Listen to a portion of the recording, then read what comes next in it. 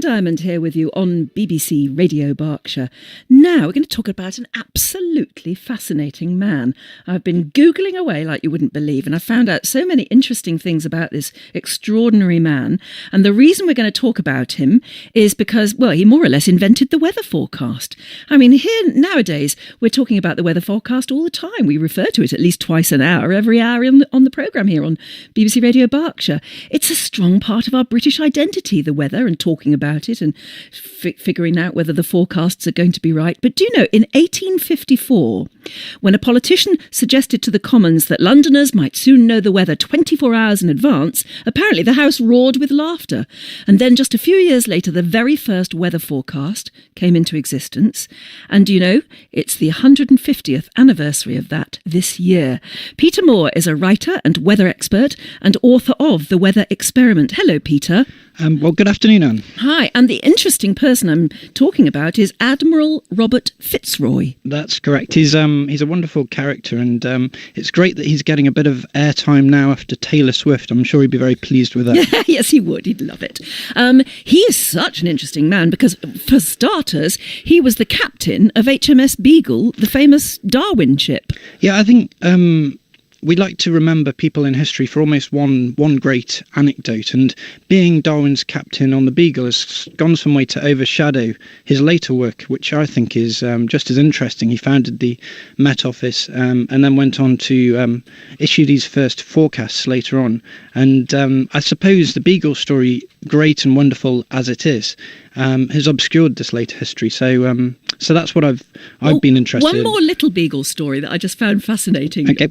I was Googling away, was that apparently the Beagle journey was about 5 years long. Yeah. And he and Darwin did a lot of talking in that time about all sorts of things, including Darwinism. But apparently, when they got back to London after this 5-year journey, Admiral Robert FitzRoy immediately married the lady to whom he had been engaged all that time. Mm-hmm. And Darwin was shocked because he'd never once mentioned that he was in love or engaged to anyone.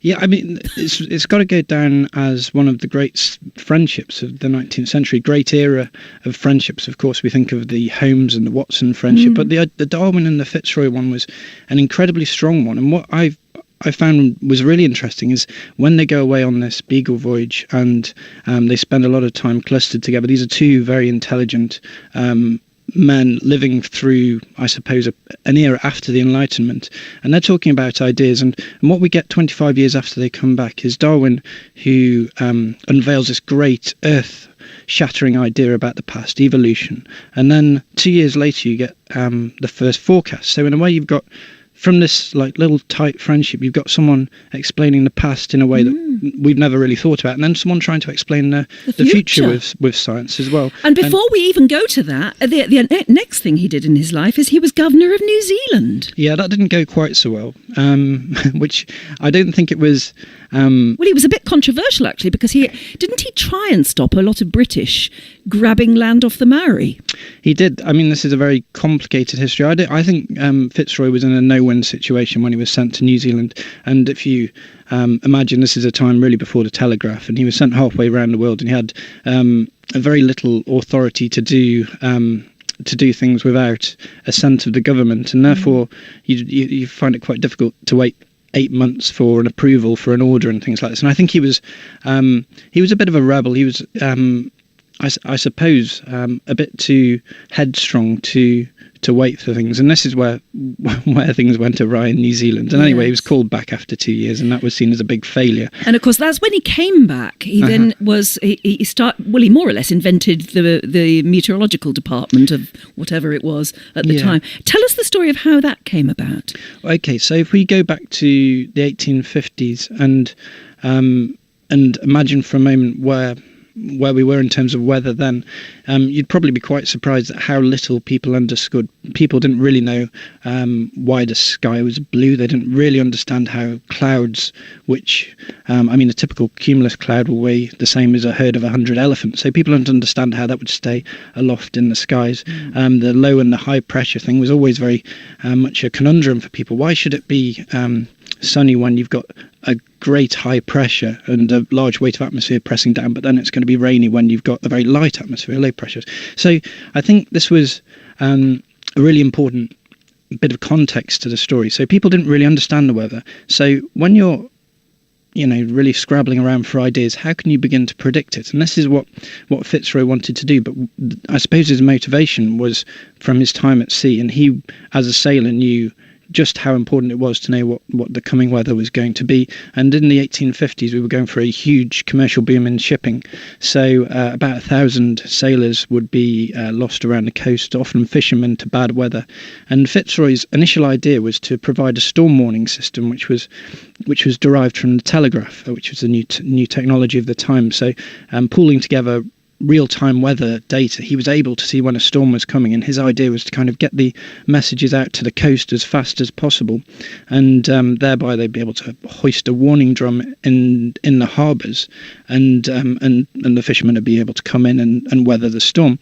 That was the idea. But when he was formulating these storm warnings, FitzRoy realised that, well, if he was doing the calculations anyway, why didn't he just send on the results of the calculation to the newspapers, in this case the Times, and they could publish them as predictions for the weather for the next few days ahead. And so this is where the forecast came from, and they caused an enormous amount of interest. People were used to people speculating about the weather in the future, but this was often on the basis of the planets or some sort of quackery.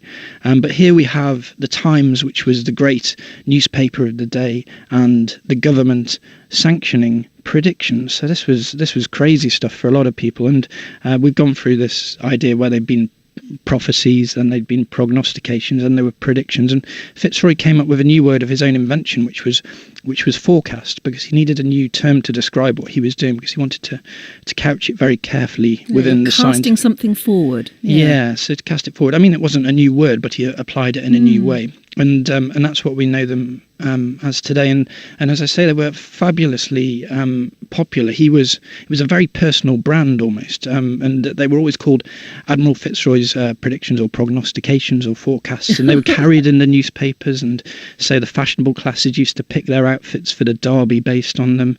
Really? Yes, of course. And of course, people loved it when they went wrong, as we do today. And so our love of the weather and weather forecasting and talking about it all started then. I suppose you could say that, yeah. Yes, and most extraordinary man. Sadly, he ended his own life. He cut his throat with a razor. Yeah.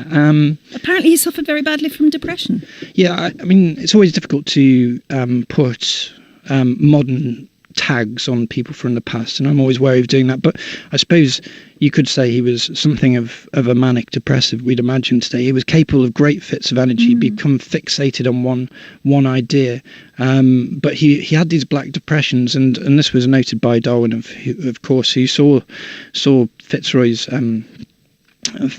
bad depressions when he was on the Beagle, and I think towards the end of his life, he was very much physically weakened. He was a man who was capable of great feats of energy, but when he couldn't do it anymore, he became very frustrated. And of course, predicting the weather is quite an all-encompassing task. The weather doesn't keep normal office hours, no. I'm sure you'll imagine. And he was pushing himself incredibly hard. And at the age of 59, he really crumpled under the stress. And there was a lot of criticism from the newspapers. And that was it. He was getting ready for church one morning, and then he locked himself in his dressing room and he slashed his throat, and that was 150 years ago now. So yeah. That's the story. And apparently he had quite a fortune, but gave it away, and so when he eventually did die, he left his wife and children almost penniless, and then the Queen Victoria stepped in, and she said they could live in grace and favour apartments at Hampton Court Palace. Yeah, so it's a story which kind of encompasses all the classes, from the fishermen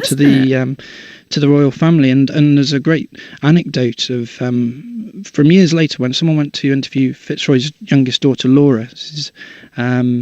They found her as an old lady living in the 1930s, and one of her first memories was as a young child. There was a knock on her father's door one morning, and they lived in Onslow Square, a nice square in West London. And she opened the door expecting to find her parents coming back from church, and in fact it was Queen Victoria's messengers asking what the weather was going to be, because she was going to make a sailing to Osborne House, and she didn't want to be rocked on the boat as she was going.